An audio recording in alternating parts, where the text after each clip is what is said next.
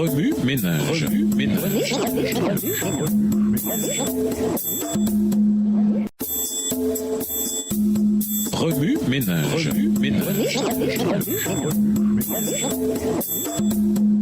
Bienvenue dans votre émission. Remue-ménage. Nous voilà à la leçon du dimanche, la loi et la grâce.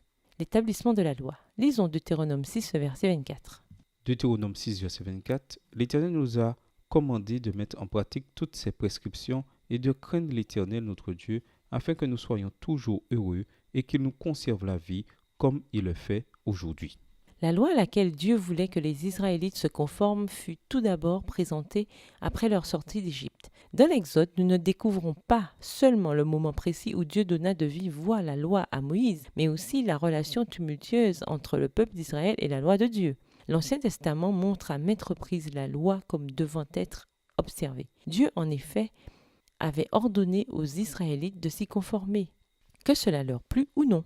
Alors il nous a ordonné de mettre en pratique toutes ces lois. Nous trouverons en tout temps le bonheur si nous respectons le Seigneur notre Dieu. Il nous maintiendra en vie comme c'est le cas aujourd'hui. Deutéronome 6, verset 24. Le but original de la loi était donc de fournir aux Israélites des règles qu'ils devaient suivre. S'ils les observaient, ils connaîtraient une vie épanouie en Christ. Mais au fil du temps, la vision qu'ils avaient de la loi divine se mit à s'embrouiller. Nombre d'entre eux se focalisèrent de plus en plus sur l'observation de la loi et crurent qu'en faisant cela, ils obtiendraient le salut. Les conséquences d'une telle mentalité se manifestèrent plus tard, au jour du Nouveau Testament. Lors du ministère terrestre de Jésus, les pharisiens mettaient trop l'accent sur la conformité à la loi et sur le légalisme. Sauvé par grâce. Lisons Galates 3, verset 11. Galates 3, le verset 11. « Et que nul ne soit justifié devant Dieu par la loi, cela est évident, puisqu'il est dit le juste vivra par la foi. » Lorsque Jésus entra dans sa mission consistant à prêcher l'Évangile, il était conscient de la façon dont de nombreux Israélites comprenaient la loi. Tout au long de sa vie et jusqu'à sa mort, Jésus répandit l'Évangile et enseigna aux gentils et aux Juifs que c'était par lui seul qu'ils pouvaient être sauvés. De même, ce n'est que lorsque nous reconnaissons que Jésus est mort sur la croix pour expier nos péchés et que nous l'acceptons comme sauveur que nous pouvons recevoir le salut. En d'autres termes, ce n'est que par notre foi en Jésus-Christ et par l'acceptation de sa grâce que nous sommes sauvés. Il vaut la peine de noter que les Écritures ne mentionnent nulle part que l'observation de la loi est un moyen d'obtenir le salut. En fait, Dieu dit clairement que si nous avons la loi sans la foi, nous faisons fausse route. Il est d'ailleurs clair que personne ne peut être rendu juste aux yeux de Dieu au moyen de la loi, car il est écrit « Celui qui est juste par la foi vivra » Galates 3, verset 11. Lorsque Jésus mourut sur la croix, l'ultime sacrifice fut accompli.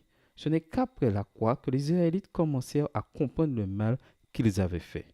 Désormais, ils pouvaient petit à petit échanger leur focalisation mal placée sur l'observation de la loi contre l'acceptation de la grâce de Dieu pour le pardon de leurs péchés. Dieu leur montra clairement que la grâce est le seul moyen d'être sauvé. Observez la loi. Lisons Matthieu 5, le verset 17. Matthieu 5, verset 17. « Ne pensez pas que je sois venu abolir la loi ou les prophètes. Je suis venu non pour abolir, mais pour accomplir. » Malheureusement, de nombreuses personnes croient à tort que la mort de Jésus a aboli la loi. Si nous ne sommes pas prudents, nous courons le danger de croire que parce que nous sommes sauvés par grâce, la loi ne s'applique plus à nous ou qu'elle a été clouée à la croix. En réalité, il est quand même très important de vivre conformément à la loi, même si elle ne nous procure pas le salut. Selon les Écritures, la mort de Jésus n'a pas aboli la loi, mais l'a plutôt accomplie. Ne croyez pas que je sois venu abolir la loi ou les prophètes. Je suis venu non pour abolir, mais pour accomplir. Matthieu 5, le verset 17, dans la version Louis II. La mort de Jésus sur la croix était destinée, sans pour autant invalider ou annuler la loi, à montrer aux Israélites qu'ils étaient sauvés par le Seigneur et non par leur tentative boiteuse de suivre la loi.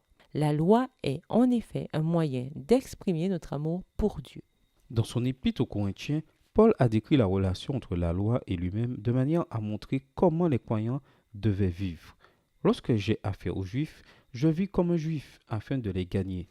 Bien que je ne sois pas soumis à la loi de Moïse, je vis comme si je l'étais lorsque j'ai affaire à ceux qui sont soumis à cette loi, afin de les gagner. De même, lorsque je suis avec ceux qui ignorent la loi de Moïse, je vis comme eux, sans tenir compte de cette loi, afin de les gagner. Cela ne veut pas dire que je suis indifférent à la loi de Dieu, car je suis soumis à la loi du Christ. 1 Corinthiens 9, versets 20 et 21. Paul dit qu'il n'était pas sous la loi, c'est-à-dire qu'il n'avait pas à suivre la loi pour obtenir le salut. Il savait que seule la grâce pouvait le faire. En disant qu'il n'était pas affranchi de la loi, mais était sous la loi du Christ, il montrait par là que bien que la loi ne puisse le sauver, il n'était pas exempté de l'observer, non parce qu'elle lui procurait le salut, mais parce que la loi est la norme même d'après laquelle Dieu voulait qu'il vive. Comme on peut s'y attendre, cela est encore vrai aujourd'hui. Remue-ménage. À votre avis, qu'est-ce qui amena les gens à considérer l'observation de la loi en tant que moyen de salut? Pourquoi s'est-on focalisé de façon aussi excessive sur l'observation de la loi tout au long de l'histoire du christianisme? Au revoir. Et à demain si Dieu veut. Remue-ménage. Remue-ménage.